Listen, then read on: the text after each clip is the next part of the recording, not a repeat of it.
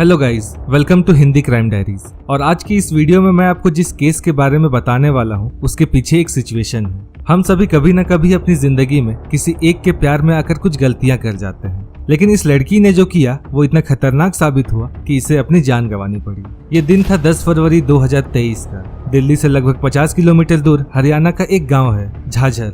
इस गांव में एक परिवार रहता है जिसमें 2 बेटियां हैं और वो दोनों बेटियां पढ़ाई के लिए दिल्ली में रहती हैं। वो दोनों अपने घर पर अपनी माँ से रोजाना बात किया करती थी, लेकिन एक दिन अचानक से बड़ी बेटी निक्की का कॉल नहीं आता। परिवार वालों को लगता है कि बेटी बिजी होगी पढ़ाई में, इसलिए वो उस दिन रुककर अगले दिन खुद कॉल करते हैं, लेकिन निक्की का नंबर स्विच ऑफ आता है। फिर परिवार वाले अपनी छोटी बेटी को कॉल करते हैं और उन्हें पता चलता है कि उनकी बड़ी बेटी निक्की अपने दोस्तों के साथ घूमने गई है। ये दोनों ही बेटियां पढ़ाई में अच्छी थी और परिवार से ज्यादातर अपनी सारी बातें शेयर किया करती थी, तो माँ बाप के लिए ये बात थोड़ी सी अटपटी थी कि बेटी घूमने गई है और वो भी बिना कुछ बताए।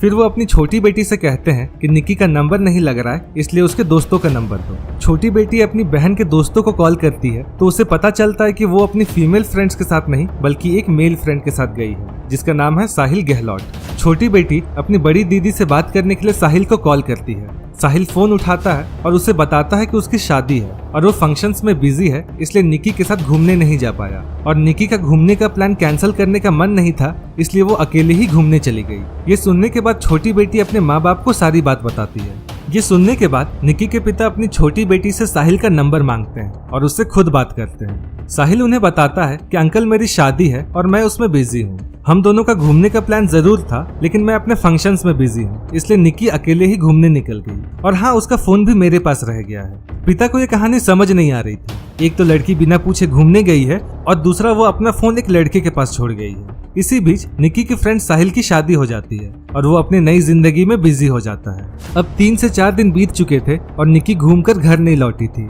इसलिए निक्की के पिता अपने दिल्ली पुलिस में एक जानकार से मदद मांगते हैं और उन्हें बताते हैं कि उनकी बेटी 3 दिनों से गायब है और निक्की का फोन ट्रेस करवाते हैं।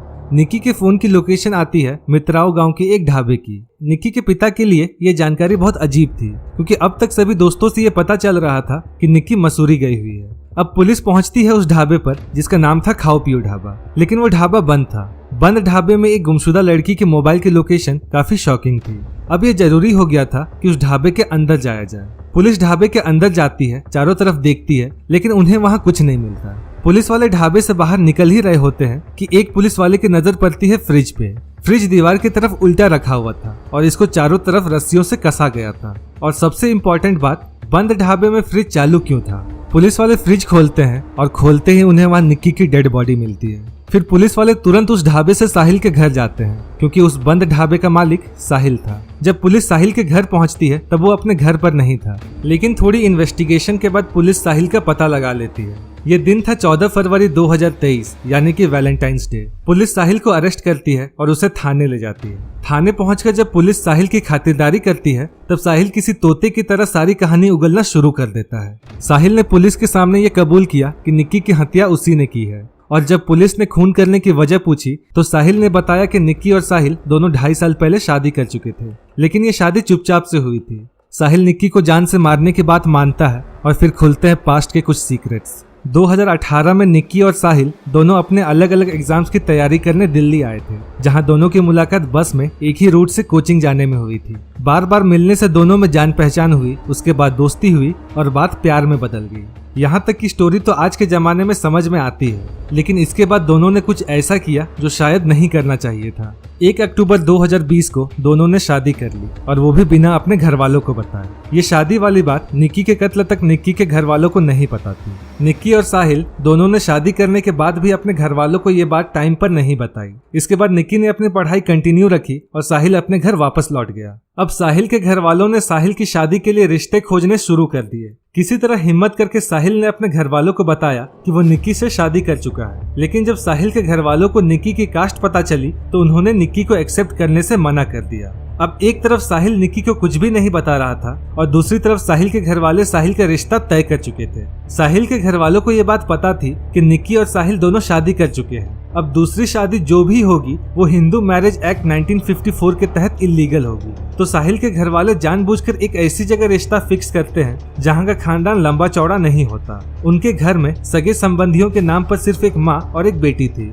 फिर 9 फरवरी 2023 का दिन आता है और साहिल उस दिन सगाई कर लेता है। इधर निक्की को कुछ भी नहीं पता था। अचानक सगाई वाले दिन साहिल की एक कजन व्हाट्सएप पर स्टेटस डालती है साहिल की सगाई का। निक्की की एक फ्रेंड साहिल की कजन की फ्रेंड थी। जब वो ये व्हाट्सएप स्टेटस देखती है तो फोटोज निक्की को फॉरवर्ड कर देती है। निक्की फोटोज देखते ही आग बबूला हो जाती है। उसको साथ में ये भी पता चलता है कि आज तो सगाई थी लेकिन शादी कल ही है। देखते ही देखते निक्की साहिल को कॉल पर कॉल करना शुरू कर देती है। सगाई का दिन और घर में भीड़। साहिल किसी तरह निक्की को थोड़ी देर रुकने के लिए बोलता है और प्रॉमिस करता है कि वो सब कुछ फिक्स कर देगा। लेकिन वो जिसने अब तक सब बातें छुपा रखी थी वो क्या ही फिक्स करता। खैर वो रात को निक्की के दिल्ली वाले फ्लैट आता है जहाँ निक्की और उसकी बहन दोनों पढ़ाई के सिलसिले में रहती थी। साहिल और निक्की दोनों 1:30 बजे से 5:30 बजे तक फ्लैट में ही रहते हैं। उसके बाद 5:30 बजे निक्की अपने दोनों बैग्स लेकर साहिल के साथ निकलती है। निक्की का प्लान था साहिल को लेकर कहीं दूर भाग जाने का। उस वक्त भी निक्की को लग रहा था कि साहिल उसका साथ देना चाहता है, बस अपने घर वालों से डरा हुआ है, इसलिए निक्की उसे कहीं दूर भाग जाने की सलाह देती है। सुबह के 5:30 बजे निक्की अपने दोनों बैग्स पैक करती है और साहिल के साथ गोवा भाग जाने का प्लान बनाती है। फिर ना जाने किस वजह से उनका गोवा का प्लान कैंसिल होकर हिमाचल का प्लान बनता है, जिसके बाद वो दोनों हिमाचल के लिए बस पकड़ने के लिए बस स्टैंड साहिल की गाड़ी में जाते हैं। सबसे पहले वो दोनों नजीमुद्दीन बस स्टैंड जाते हैं और फिर आनंद विहार जाते हैं और वहाँ से उन्हें पता चलता है कि इस टाइम सिर्फ कश्मीरी गेट से ही उन्हें बस मिल सकती है, तो दोनों कश्मीरी गेट चले जाते हैं। बस स्टैंड के इतने चक्कर लगाने के बाद सुबह होने लगती है और साहिल के घर से लगातार कॉल आने लगता है। इस बीच अगर हम साहिल की कहानी माने तो वो पैनिक कर जाता है और टेंशन में आ जाता है और निक्की से कहता है कि मैं नहीं भाग सकता। लेकिन जब आप आगे की कहानी सुनेंगे तो आप नहीं मानेंगे कि साहिल कहीं से भी पैनिक कर रहा होगा। अब साहिल निक्की को समझाता है कि मुझे घर वापस जाना होगा क्योंकि घर से लगातार कॉल आ रहे हैं। अब तक निक्की घर वालों की तरफ से साहिल को डरा हुआ समझकर उसे सपोर्ट कर रही थी और इस सिचुएशन से बाहर निकलने के आइडियाज भी दे रही थी।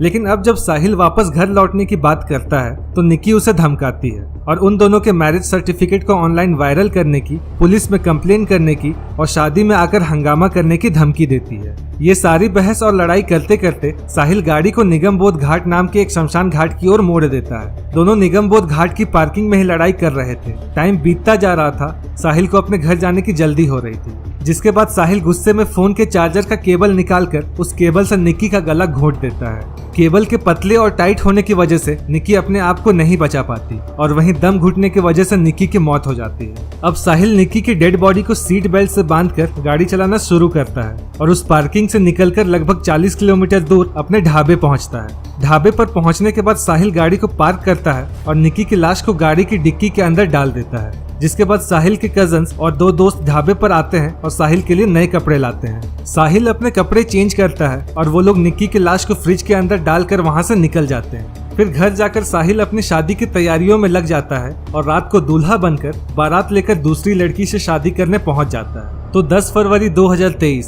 साहिल की जिंदगी का बहुत अहम दिन था। सबसे पहले अपनी पहली पत्नी का मर्डर और रात में दूसरी शादी।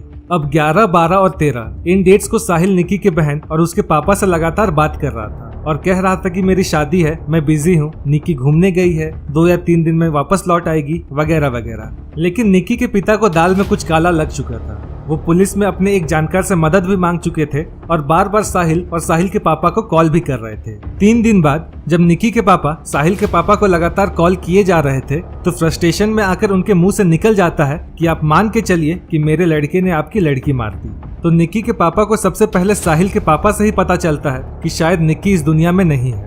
फिर अगले दिन की सुबह निक्की का मोबाइल ट्रेस होने की वजह से निक्की की लाश भी मिलती है और साहिल भी अरेस्ट होता है। साहिल के अरेस्ट होने के बाद और भी ज्यादा पत्ते खुलते हैं, जैसे कि 9 फरवरी को जब निक्की को साहिल की सगाई वाले दिन पता चलता है कि वो कहीं और शादी करने के चक्कर में है। उसी दिन साहिल अपनी फैमिली से सारी बातें डिस्कस करता है और फैमिली निक्की से छुटकारा पाने के लिए उसका खून करने की सलाह देते हैं। इसका मतलब था कि जब साहिल निक्की के घर आया था तब वो इसी प्लानिंग से आया था कि वो निक्की को मार देगा। लेकिन शायद निक्की की बातें साहिल को थोड़ी देर के लिए इमोशनल कर गई, इसलिए उसे मारने में थोड़ी देरी हो गई। पहले साहिल का प्लान था कि वो चलती गाड़ी से किसी व्हीकल के सामने निक्की को धक्का दे देगा और एक एक्सीडेंटल डेथ का सीन बनाएगा। लेकिन शायद जब वो लोग गाड़ी से बाहर निकले तो इतना ट्रैफिक नहीं था और निक्की भी शायद उसे अटेंटिव लगी होगी कि वो उसे धक्का नहीं दे पाया, जिसके बाद बात करते करते वो गाड़ी निगमबोध घाट की ओर ले जाता है सोचने वाली बात तो ये है कि जिसका प्लान शहर से भागने का हो और जो 3 बस स्टैंड के चक्कर लगा चुका हो, वो शहर के शमशान घाट के पास क्यों जाएगा। और इससे भी ज्यादा सोचने वाली बात ये है कि जिस वक्त गाड़ी शमशान घाट की पार्किंग की तरफ जा रही थी,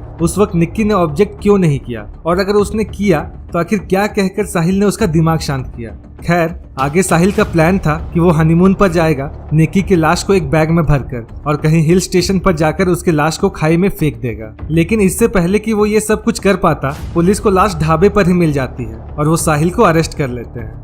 वैसे इतने दुख के और घूमे हुए क्राइम के केसेस हमें यही सिखा कर जाते हैं कि कुछ चीजें सोसाइटी में किसी वजह से है, जैसे शादी का सोशल होना, घर वालों के टच में रहना। अगर निक्की भी श्रद्धा की तरह अपने घर वालों के टच में नहीं होती तो आज साहिल हनीमून पर होता और निक्की की लाश किसी खाई में।